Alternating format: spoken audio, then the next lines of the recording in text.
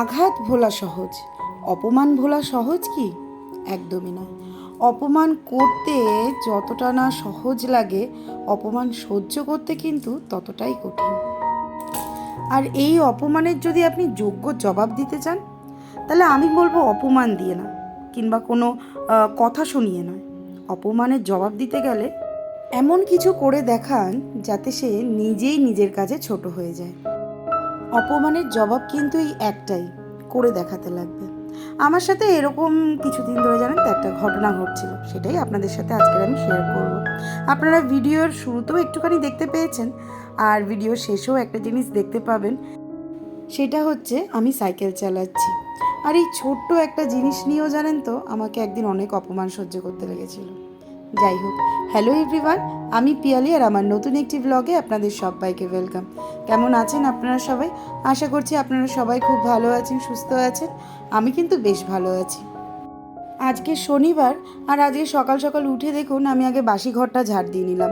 যাই হোক, আজকে কিন্তু বাসি ঘরটা আমার ঝাড়ু না দিলেও হতো, কারণ একটু পরেই শান্তিরানী চলে আসবেন ঘর ঝাড়ু মোছা করতে, বাসন মাজতে, যার জন্য একটু সকাল সকাল উঠেছি। উঠেই আজকে রান্নাবান্না করে ফেলবো। আজকের বেরাবো কোথায় যাব বলুন তো? আজকে যাব হচ্ছে একটু মামামের স্কুলে। মামামের আজকের লাস্ট পিটিএম, মানে প্যারেন্ট টিচার্স মিটিং, সাথে রেজাল্টও বেরোবে। আর যাব হচ্ছে স্কুল থেকে দিদিভাইদের বাড়িতে। আমার দিদি যে ব্যাঙ্গালোরে থাকে, এটা কিন্তু আপনারা অনেকেই জানেন। তো ওর বাড়িতেই একটু যাব। কেন যাব বলছি পরে। তার আগে চলুন এই জামা কাপড়গুলো দেখুন।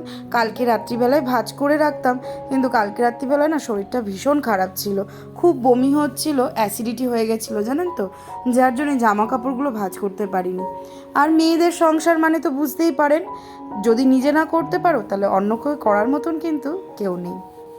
কাল অনেক কাজই করতে পারিনি, সেই কাজগুলো সব পড়েছিল, সেগুলো আবার সকালবেলা ঘুম থেকে উঠে সারলাম জানেন।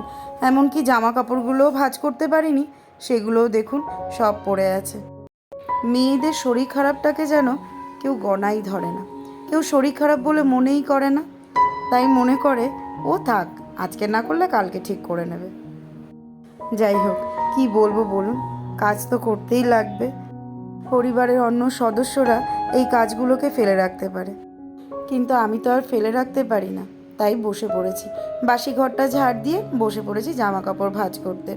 এরপর চলে যাব সোজা রান্না করতে। রান্নাবাড়ি তাড়াতাড়ি করে নেব, কারণ আজকের দুপুরবেলা খাবো না, তাই দুপুরের রান্নাটা নেই, সকালবেলায় ব্রেকফাস্ট করে বেরিয়ে যাব।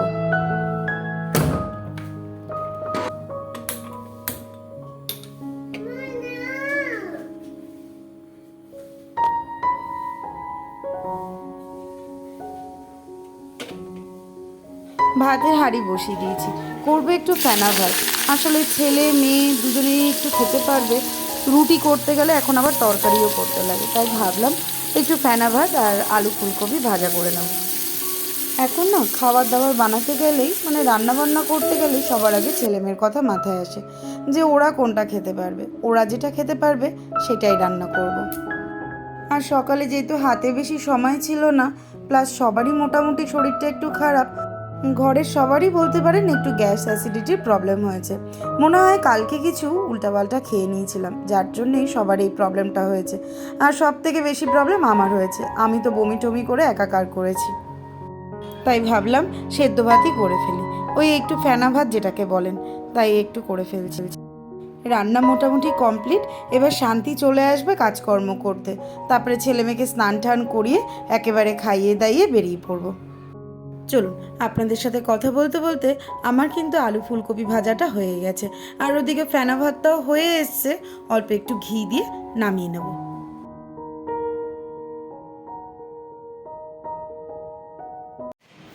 হ্যালো, তো নিচে চলে এসেছি, দেখুন রেডি হয়ে পুরো চলে এসেছি, এখন বেরাবো।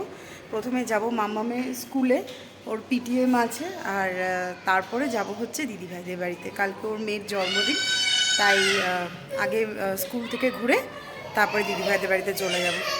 কালকে রাত্রিবেলায় ফিরে চলে আসার ইচ্ছা আছে, এবার দেখা যায় কতদূর কী হয়।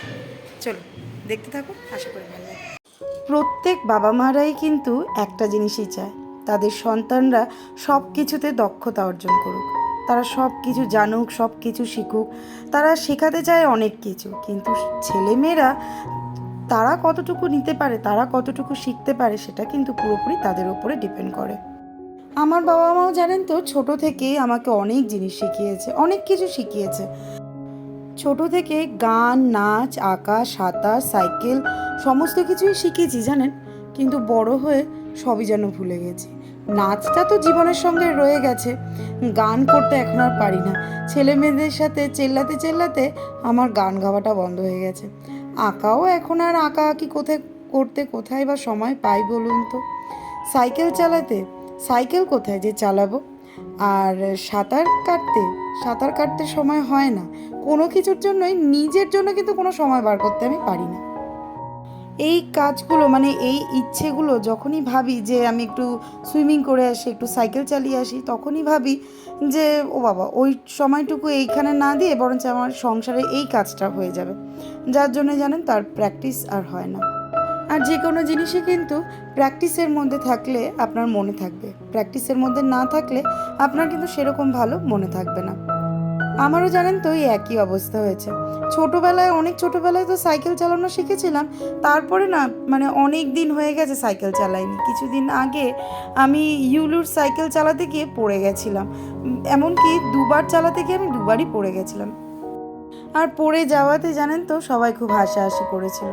আমার হাজব্যান্ডও কিন্তু পাশে থেকে হাসাহাসি করছিল, আর আমাকে এই কথাটা বলতে ছাড়েনি যে তুমি মুখেই যা বলো এটা পারি ওটা পারি, কিন্তু আসলে কিন্তু তুমি কিছুই পারো না।